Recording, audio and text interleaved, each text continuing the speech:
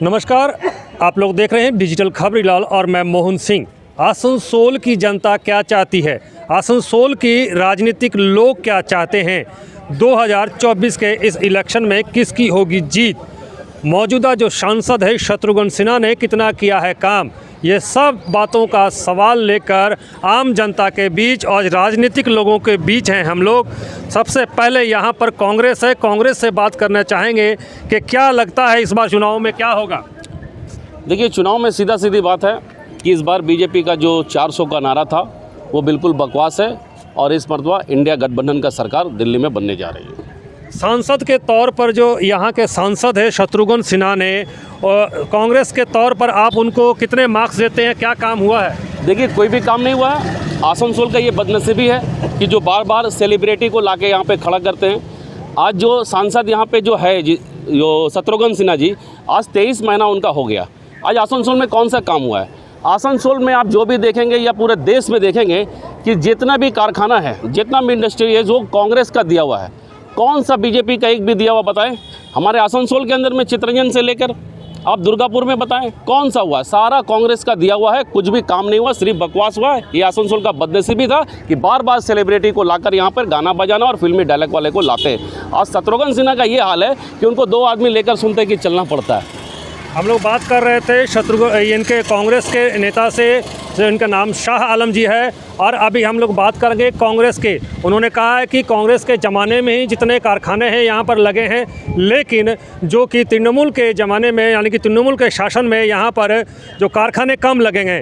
तो हम लोग बात करेंगे अभी तृणमूल नेता राजू आहलूवालिया से, इसकी उनसे प्रतिक्रिया लेंगे, क्या बोलेंगे इस पर। देखिए, बात ऐसी है कि सांसद को ठीक ही बात है, 23-24 महीना के लगभग हुआ है, फिर भी जो सांसद कोटा से जो काम करना था वो किए हैं। और आप जानते हैं कि माँ माटी मानुष की सरकार है पश्चिम बंगाल में, 3rd टर्म, तीसरी बार ये सरकार है और अभी लगातार चलेगी। तो आप देख रहे हैं कि उन्नयन चारों तरफ हुआ है, महिला से लेकर जितना भी है कल कारखाना का उन्नति की ओर गए हैं। और आप देख लीजिए, अभी निर्वाचन आया नहीं, पश्चिम बंगाल में 42 की 42 सीटें हमारी ममता बनर्जी ने घोषणा की है। 42 से 42 सीटें ही इस बार बीजेपी और जो विरोधी दल है वो शून्य हो जाएंगे। देखिए, आसनसोल के जो सांसद है शत्रुघ्न सिन्हा से का नाम सुनकर बीजेपी का कैंडिडेट कल ही घोषित हुआ था, आज वो उनका नाम सुन के जानता है ये इस सीट से हम हार जाएंगे, पराजित हो जाएंगे बुरी तरह से। उनको यहाँ से भाग जाना पड़ा, उनको यहाँ से चले जाना पड़ा। तो इससे प्रमाण ये होता है कि उनको जानकारी मिल गई थी कि शत्रुघ्न सिन्हा एवं तृणमूल कांग्रेस के जो प्रार्थी हैं शत्रुघ्न सिन्हा, उनसे जीत पाना और पश्चिम बंगाल की पवित्र माटी पर तृणमूल कांग्रेस को हराना नामुमकिन है। इसलिए वो जो आए थे उनको फिर बैरंग चला जाना पड़ा और उनको सुने हैं कि वो अपना टिकट जो है विड्रॉ कर लिए हैं कि मैं यहाँ से खड़ा नहीं होंगे। उन्होंने हाथ उठा दिया, तृणमूल कांग्रेस के सामने उन्होंने सरेंडर कर दिया। और ये प्रमाण होता है कि पश्चिम बंगाल में माँ माटी मानुष की सरकार छोड़कर, जोड़ा फूल छोड़कर किसी भी दल का यहाँ कोई स्थान नहीं है। जो भी जितनी बड़ी बड़ी बातें कर ले, माँ माटी मानुष के नेतृत्व में 42 की 42 लोकसभा सीटें पश्चिम बंगाल में ममता बनर्जी की जो है पार्टी है, वो दल है, वो जीत रहा है। और प्रत्येक कर्मी जो है कमर कसकर मैदान में उतर गया है। और ये जो दल है, विरोधी दल, जिनका काम है सिर्फ बड़े बड़े भाषण देना, लोगों को गुमराह करना, ये प्रमाण हो गया है कि भाप लिया उन्होंने कि शत्रुघ्न सिन्हा को हराना नामुमकिन है। अगले बार जो बढ़त हुई थी उससे 5 गुना ज़्यादा इस बार फिर बढ़त होगी, इसलिए उनको यहाँ से चले जाना पड़ा।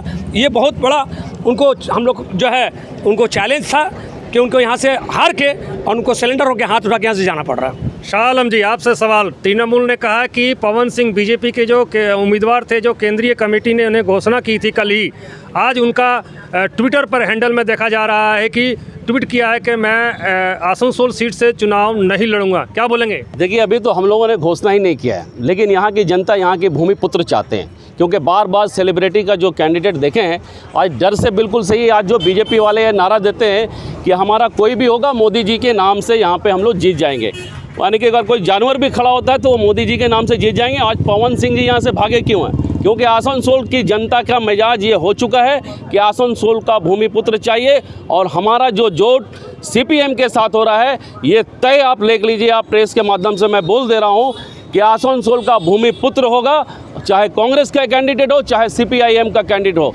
और आसनसोल की जनता दो हाथ उठाकर आशीर्वाद देने के लिए तैयार है। क्योंकि आसनसोल की जनता ने यह देखा है कि जब भी अगर कोई काम हुआ है उन्नति का, तो वो कांग्रेस के दौर पे हुआ है। आज जो तृणमूल कांग्रेस के लोग ये कह रहे हैं कि ममता बनर्जी के सरकार में उन्नति का काम हुआ है, ये देखा गया है कि ममता बनर्जी के सरकार में किस तरीके से रेप, डकैती, छिनतई, चोरी, घोटाला, शारदा से लेकर नारदा, आप देखेंगे राशन घोटाला, कितने इनके मंत्री, कितने इनके जो नेता है वो अभी इस वक्त जेल में है, और कितना जो अभी बचे हुए वो भी जाने का तैयारी में है। ये कोयला चोरी का मामला आप देखिए, बालू का मामला देखिए, ये सारे घोटाले में तृणमूल कांग्रेस कैसे जकड़े हुए हैं, राशन तक इन्होंने नहीं छोड़ा। आसनसोल लोकसभा में क्या होगा इस बार, क्या लगता है? आसनसोल की जनता इस बार दो हाथ उठाकर कांग्रेस और सीपीएम का जो भी गठबंधन का हम लोगों का कैंडिडेट होगा उसको दो हाथ उठाकर आशीर्वाद देंगे। क्योंकि इस बार मिजाज बना चुके हैं पूरे देश की जनता कि इस बार इंडिया गठबंधन का ही सरकार होगा। क्योंकि राहुल गांधी का जिस तरीके से रैली आज आप जो देख रहे हैं, न्याय यात्रा चल रहा है, वो पूरे देश की जनता दो हाथ उठाकर आशीर्वाद कर रही है। जो नफरत की दुकान बीजेपी का बंद हो रहा है, और राहुल गांधी जो मोहब्बत की दुकान जो पूरे देश में खोले, हर यंग जनरेशन से लेकर महिला, पूरे देश की जनता दो हाथ उठाकर आशीर्वाद कर रही है। और हमारा गठबंधन जो भी इंडिया गठबंधन है वो एकदम सरकार बनाने जा रही है। राजनीतिक लोगों से हम लोग बात कर रहे थे, आम लोगों से भी बात करेंगे, फिर राजनीतिक लोगों से भी बात करेंगे। आम जनता के हिसाब से कुछ लोगों से पूछ लेंगे कि आसनसोल में क्या चाहते हैं आप लोग। आसनसोल में अच्छा एगो नेता चाहिए, जो भी हो, कांग्रेस हो, टीएमसी हो। अभी जो मैं सिर्फ यही बोलूँगा कि पिछले 23-24 महीने हो गए हमारे एमपी सांसद के, और उनको सिर्फ देखा गया है तो कहीं रिबन काटते हुए देखा गया है, या किसी प्रोग्राम में आके आपका एक माहौल बनाने की कोशिश किया कि हाँ टीएमसी का माहौल है, या फिर बीजेपी वाले भी वही कर रहे हैं कि एक माहौल बनाने की कोशिश कर रहे हैं।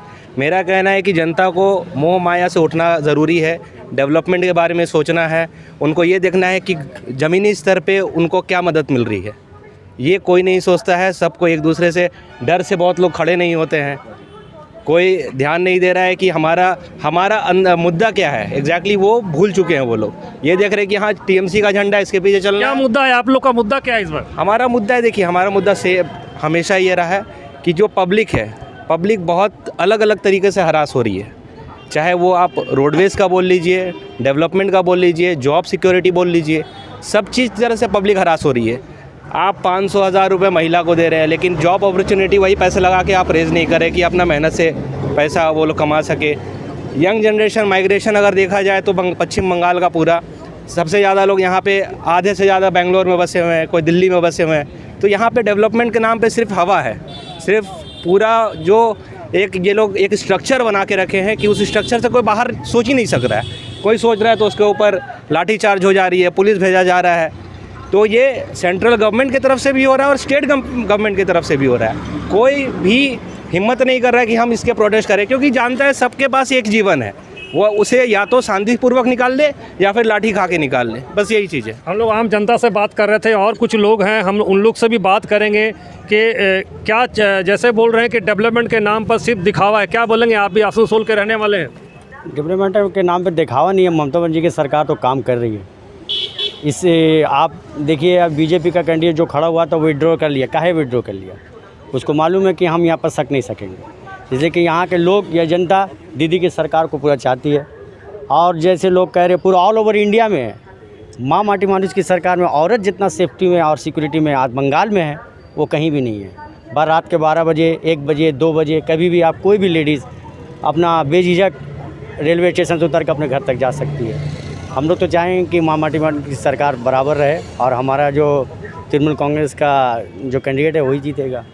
शत्रुघ्न सिन्हा जी को फिर से टिकट के लिए तृणमूल ने, खुद ममता बनर्जी ने अनाउंसमेंट किया है कि उनको फिर से आसनसोल की टिकट मिलेगी। तो बीजेपी के लिए जो अनाउंसमेंट किया गया था उसमें जो ट्विस्ट आया है, क्या कारण लगता है कि आपको कि क्यों विड्रॉल करना पड़ा उनको, पवन सिंह जी को? देखिए, ये तो उनका निजी मामला था। हमने आपको पहले ही बोला कि आसनसोल की जनता भूमिपुत्र चाहते हैं, और कांग्रेस या सीपीएम का जो भी होगा वो भूमिपुत्र ही होगा। अभी हम लोगों का तो अनाउंसमेंट ही नहीं हुआ है। जहाँ तक शत्रुघ्न सिन्हा जी के बारे में बात है, शत्रुघ्न सिन्हा जी ने 23 महीना काटा लेकिन आसनसोल को कुछ नहीं मिला। यंग जनरेशन बिल्कुल बेकार है। इससे पहले भी बाबुल सुप्रियो जब यहाँ के सांसद थे, कुछ नहीं मिला आसनसोल के यंग जनरेशन को, पढ़ लिख कर बेकार है। रहा एक बात, हम लोग ये कह रहे थे बार बार कि इंडिया गठबंधन में ममता बनर्जी आई थी ज़रूर, लेकिन ममता बनर्जी का जो अभिषेक बनर्जी है, जो सीबीआई के मामले में और इनके कितने मंत्री, इनके तृणमूल कांग्रेस के कितने नेता जो जुड़े हुए हैं, कहीं ना कहीं साठ घाट तो है।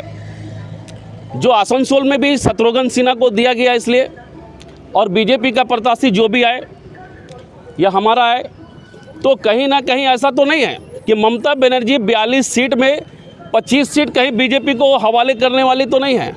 नहीं तो रस्सी टांग के जो ममता बनर्जी कहती थी मोदी जी को हम घुमाएंगे, तो ऐसा नहीं हो कि ये हो। तो ममता बनर्जी 2 हाथ में लड्डू रखना चाहती थी।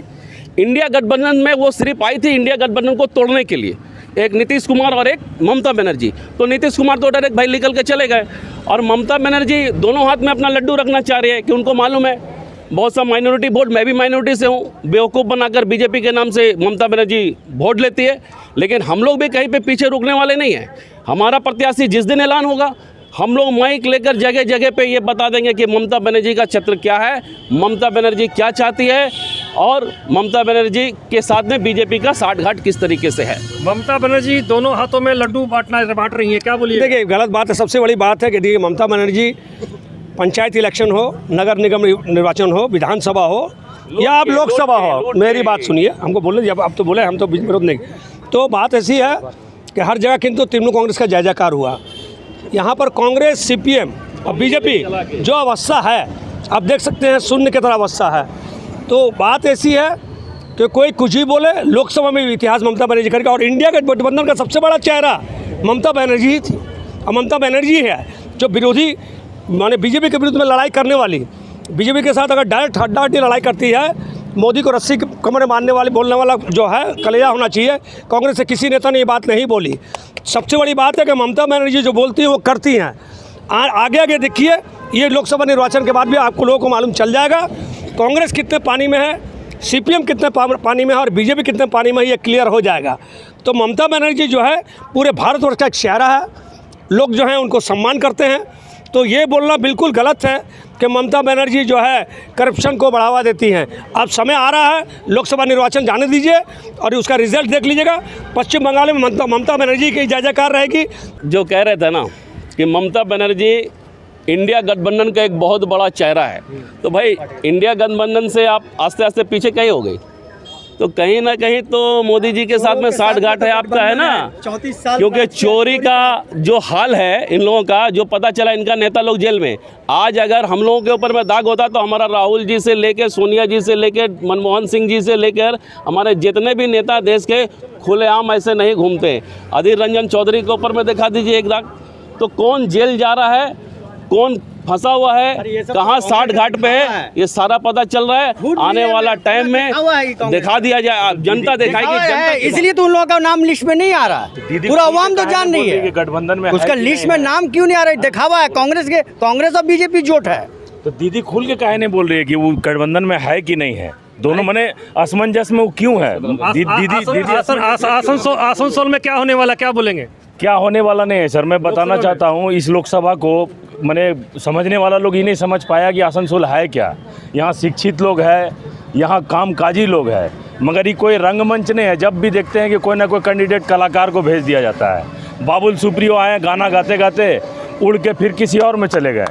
उसके बाद आ गए शत्रुघ्न सिन्हा, उनका स्टेज पर किसी के लिए कल्याण का कोई शब्द नहीं निकलता है। जहाँ स्टेज पर रहते हैं वो बोलते हैं खामोश खामोश, तो उसको खामोश करने के लिए लॉलीपॉप लागेलू वाला को भेजा गया था। मगर क्या है कि चुनाव में किसी कैंडिडेट का चयन जो होता है, चुनाव किया जाता है, मगर वो तो तनाव में सेलेक्ट किया हुआ कैंडिडेट था, इसीलिए खुद एडमिट कर लिया ट्विटर में कि हम यहाँ से चुनाव नहीं लड़ पाएंगे। तो वो आसनसोल का भविष्य कलाकार से उभरने वाला नहीं है।